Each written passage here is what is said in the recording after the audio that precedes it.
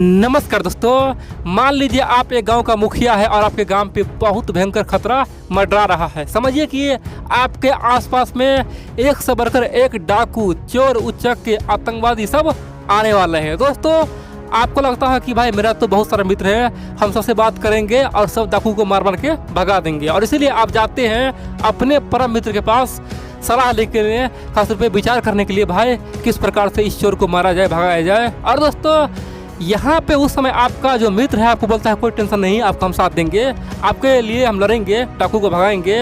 लेकिन जैसे ही आप गांव आते हैं, यानी कि एक गांव से दूसरे गांव आते हैं, उस समय आपका मित्र बड़ा घोषणा करता है, बोलता है कि भाई चाहे हमारा मित्र चोर के हाथ में मरे या फिर चोर उस पर हमला करे, हम यहाँ पे कुछ नहीं करेंगे, हम चोर से पंगा नहीं लेंगे, हमें क्या मतलब। दोस्तों, आप क्या बोलेंगे भाई, ये कितना दोगला दोस्त है मेरा, कितना दोगला गांव है ये, जो पहले तो विश्वास दिलाया, बाद में हमें धोखा दिया। और दोस्तों, सेम टू सेम काम रसिया ने किया है। रसिया दोस्तों दोस्त के नाम पे कलंक बन गया है, रसिया निकम्मा बन गया है।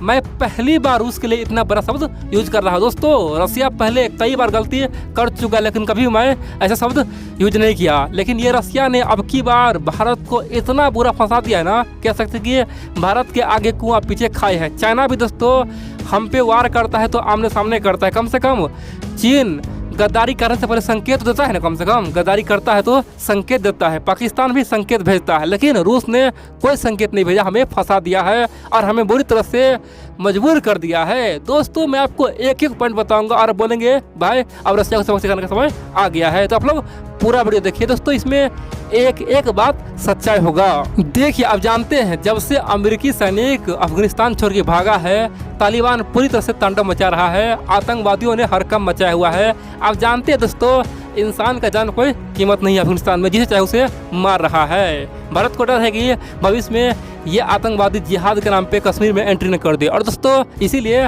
भारत ने एक माहौल बनाने का कोशिश किया। सबसे पहले रूस की गया। दोस्तों, भारत के विदेश मंत्री एस जयशंकर जी रसिया का दौरा किया और खासतौर पे रूस को मनाने की कोशिश किया। बोला कि देखो भाई, आप मेरा मदद कीजिए, कम से कम तालिबान के खिलाफ कम से कम हम लोग एक हो जाते हैं।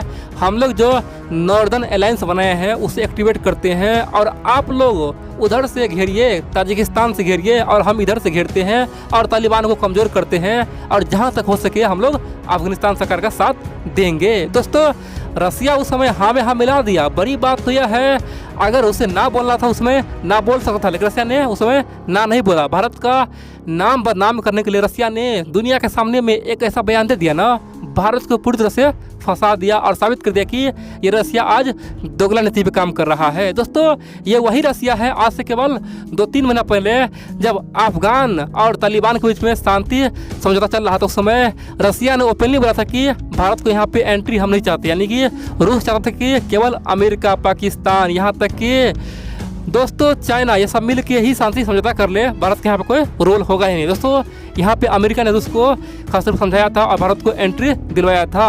अब की बार रसिया ने भारत को उससे भी तगड़ा झटका दे दिया है। दरअसल रसिया की ओर से एक बहुत बड़ा बयान आया है। रसिया ने ओपनली कहा कि भारत चाहे जितना भी हाथ पर मार ले, लेकिन भारत कभी भी तालिबान के खिलाफ कुछ कर नहीं पाएगा। भारत को समझना होगा तालिबान रियलिटी में है, तालिबान ताकतवर है, भारत को संभल के चलना होगा। और ये बात अपना भरम निकाल ले, भारत अपने मन से निकाल ले कि हम कभी भी भारत का साथ देंगे, खासतौर पे तालिबान के लिए। तालिबान मुद्दे पे हम नहीं कूदेंगे और नहीं भारत का साथ देंगे।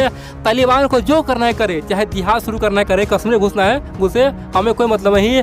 इस मुद्दे पे तो हमारे साथ नहीं देंगे, दोस्ती यारी हमें नहीं निभाना। दोस्तों, रूस ने पहले बोला कि भारत अपना अपना देखे, अपना हम देख रहे हैं, हमें किसी से कोई मतलब नहीं है। और भारत हमें क्या समझाएगा, भारत आज खुद फंसा हुआ है और जब फंस गया तो मेरे पास आया हुआ है, पहले तो नहीं आ रहा था। दोस्तों, रसिया ने भारत को बदनाम करने का कोशिश ही नहीं किया, साथ में सबके सामने बोल दिया, खासतौर पे दुनिया के सामने में बोल दिया और तालिबान वालों को बहुत बड़ा बल दे दिया, चाइना को, पाकिस्तान को बल दे दिया। अब यहाँ पे चाइना, पाकिस्तान, तालिबान समझ चुका है कि भारत आज अकेला हो चुका है। रसिया ने साफ मना कर दिया। अब दोस्तों, भारत अब कहाँ जाएगा? अमेरिका तो ऑलरेडी भाग चुका है, यूरोप ऑलरेडी भाग चुका है, नेटो सब भाग चुका है अफगानिस्तान पे, तो भारत आज अकेला हो गया है। और इसीलिए रसिया ने दुनिया के सामने में ये बयान देकर भारत को बदनाम करने का कोशिश किया, बोल दिया कि देखो भाई, भारत आज अकेला है, भारत के साथ कोई नहीं है। अब दोस्तों, यही हमारे लिए बहुत बड़ा समस्या बन चुका है। रसिया को अगर मना करना था चुपचाप मना कर देता, लेकिन रसिया ने ऐसा नहीं किया। आप बोलेंगे तो अब यहाँ पे हम लोग क्या करेंगे, क्या रूस हमें धोखा दे दिया तो क्या हम लोग हार जाएंगे? दोस्तों ऐसा बिल्कुल नहीं है। तालिबान कितना है? केवल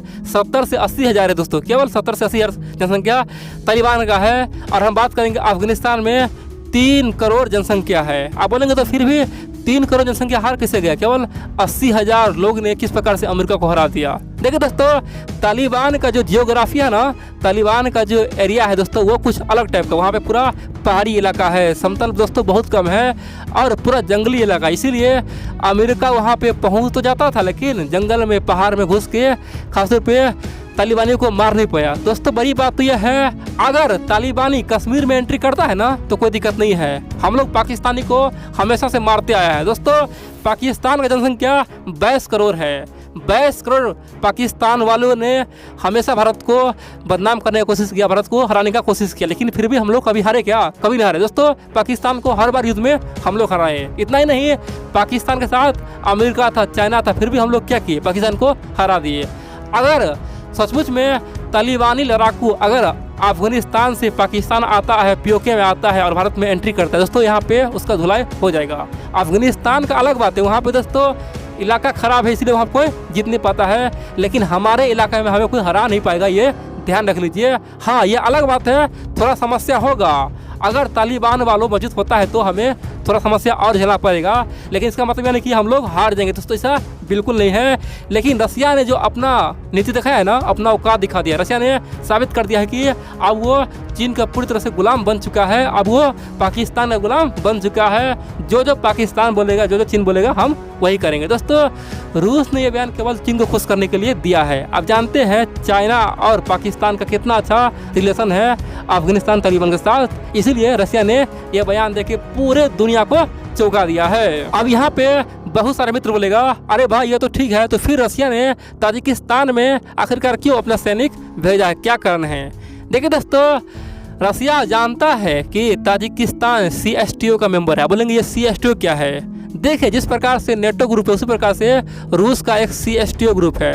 तो रसिया ने CSTO के तहत ताजिकिस्तान को बचाने का खासतौर पे वादा किया था और इसीलिए ताजिकिस्तान में कुछ सेना भेजा है। खासतौर पे रसिया ने तालिबान को पहले बोला है कि अगर आप लोग अपने क्षेत्र में रहेंगे तो हम कुछ नहीं करेंगे, अगर आप लोग ताजिकिस्तान में घुसेंगे तब जाके हम कुछ करने का प्रयास करेंगे। यानी कि रसिया का साफ कहना है कि अगर खासतौर पे तालिबानी हमें कुछ नहीं करेगा तो हम कभी भी कुछ नहीं करेंगे, हम चुपचाप देखते रहेंगे, भारत से हमें कोई मतलब नहीं है, हम तालिबान के साथ हैं। और दोस्तों रसिया ने भारत को सलाह दिया है कि तालिबान को माने, तालिबान से समझौता करे। यानी कि एक मित्र होता है जो दोस्त के लिए जान देता है और दूसरा मित्र होता है कि दोस्त को पीठ पीछे खंजर भोंकता है। रसिया ने आज वही कर दिखाया है, भारत को सलाह दे रहा है कि जाओ तालिबान से दोस्ती करो। अरे भाई इतना तो हमको भी पता है हमें क्या करना है।